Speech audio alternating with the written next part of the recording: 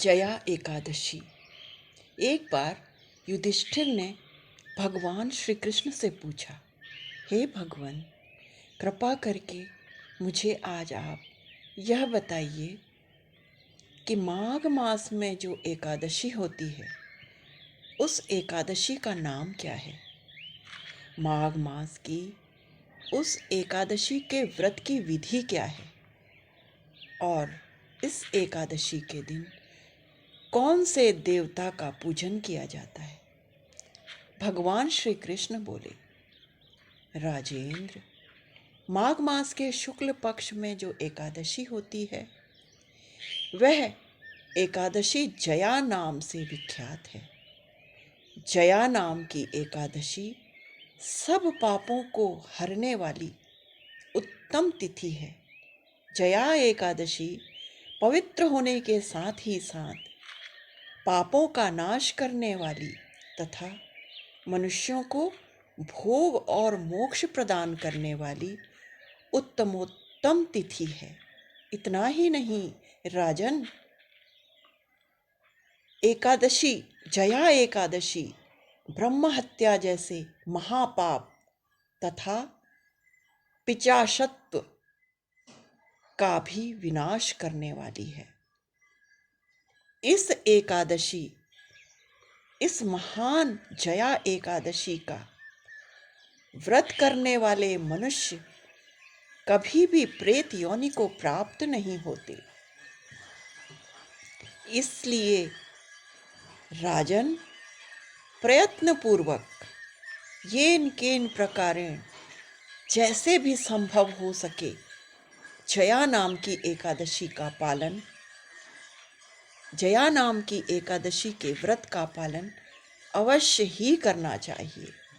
एक समय की बात है, स्वर्गलोक में देवराज इंद्र राज्य करते थे।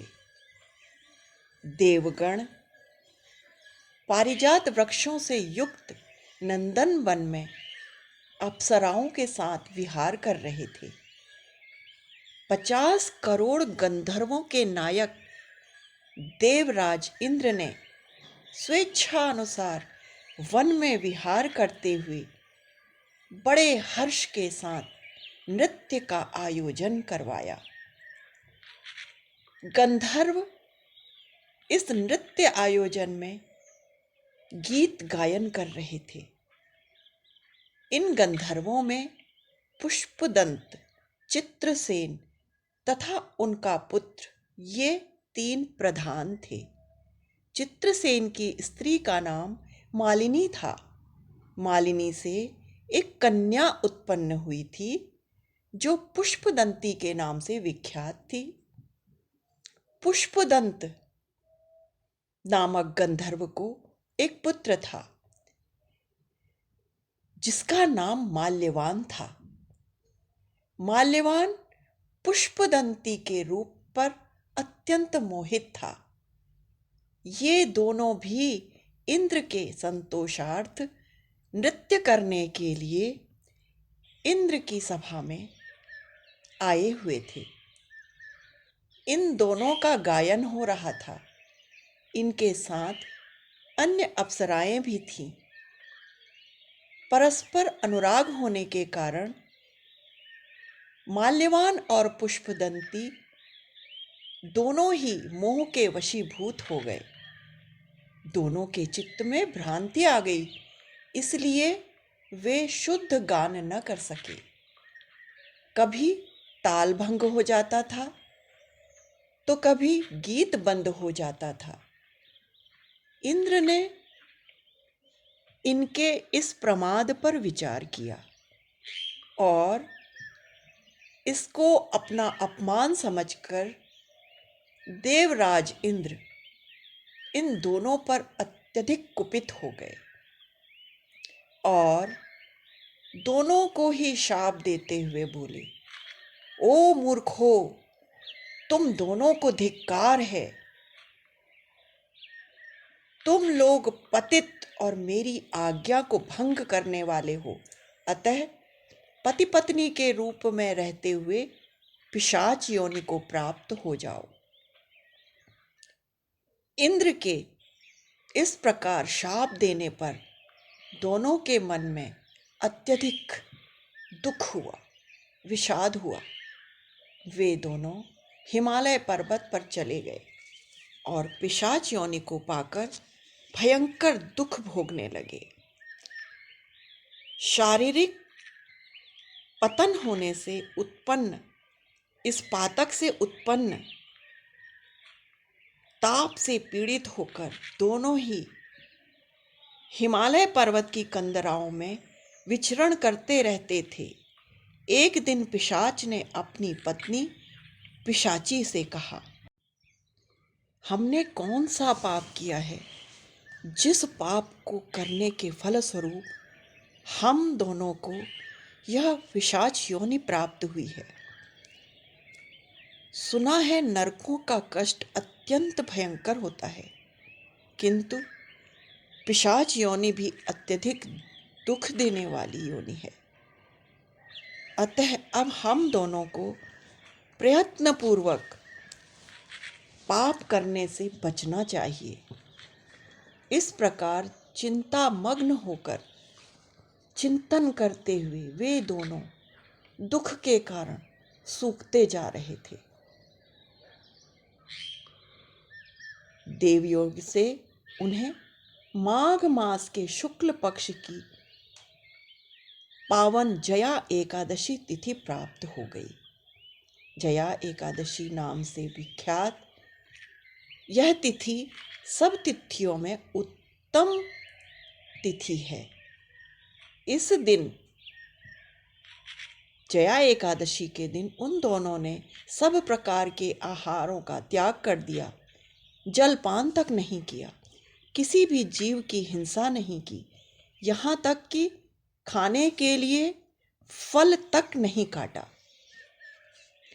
निरंतर दुख से युक्त होकर व्रत का पालन करते हुए पीपल वृक्ष के समीप आकर बैठ गए। देखते ही देखते सूर्यास्त हो गया और उनके प्राण हल लेने वाली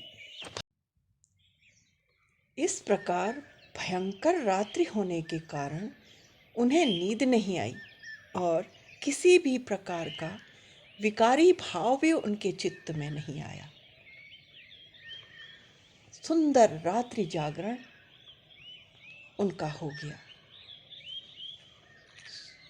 प्रातः सूर्योदय हुआ, द्वादशी की तिथि का पवित्र दिन आया। इस प्रकार उस पिशाच दंपत्ति के द्वारा जया एकादशी के उत्तम व्रत का पालन हो गया। उन्होंने रात्रि में जागरण भी किया था, विकार रहित जागरण किया था। उस व्रत के प्रभाव से, उस व्रत के उत्तम प्रभाव से तथा भगवान विष्णु की अत्यधिक कृपा से उन दोनों का पिशाचत्व दूर हो गया। पुष्पदंती और माल्यवान अपने पूर्व रूप में आ गए।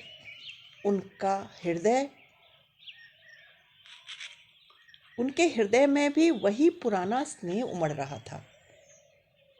उनके हृदय में भी वही पुराना स्नेह परस्पर उमड़ रहा था। उनके शरीर पर पहले जैसे सुंदर अलंकार शोभा प्राप्त कर रहे थे। वे दोनों उस मनोहर रूप को धारण कर विमान पर बैठकर स्वर्गलोक चले गए। वहां देवराज इंद्र के सम्मुख जाकर दोनों ने अत्यधिक प्रसन्नता के साथ देवराज इंद्र को प्रणाम किया। उन्हें इस रूप में उपस्थित देखकर इंद्र को अत्यधिक विस्मय हुआ। विस्मित होकर देवराज इंद्र ने पूछा, अरे बताओ तो किस पुण्य के प्रभाव से तुम दोनों का पिशाचत्व दूर हो गया? तुम तो मेरे शाप से पिशाचत्व को प्राप्त हो चुके थे, फिर किस देवता ने तुम्हें उस पिशाचत्व से मुक्त कराया है? माल्यवान बोला, हे स्वामी, भगवान वासुदेव की कृपा तथा जया नामक पुण्यमयी एकादशी के व्रत के प्रभाव से हमारा पिशाचत्व दूर हो गया है। इंद्र ने कहा, तब तो अब तुम दोनों मेरे कहने से सुधापान करो। जो लोग एकादशी के व्रत का पालन करते हैं, भगवान श्री कृष्ण युधिष्ठिर से कहते हैं, राजन, इसी कारण एकादशी के व्रत का अवश्य पालन करना चाहिए।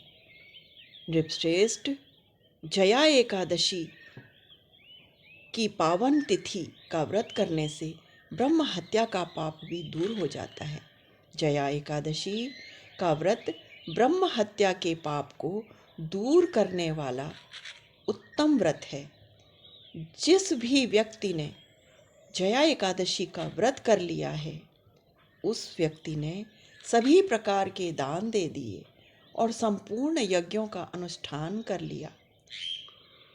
इस जया एकादशी के महात्म्य को, उत्तम महात्म्य को पढ़ने और श्रवण करने से अग्निष्टोम यज्ञ का फल प्राप्त हो जाता है। ओम श्री कृष्णाय नमः, वासुदेवाय नमः, ओम गोविंदाय नमः, ओम नारायणाय नमः, श्री राधा श्री कृष्णाय नमः, श्री राधा श्री कृष्णाय नमः।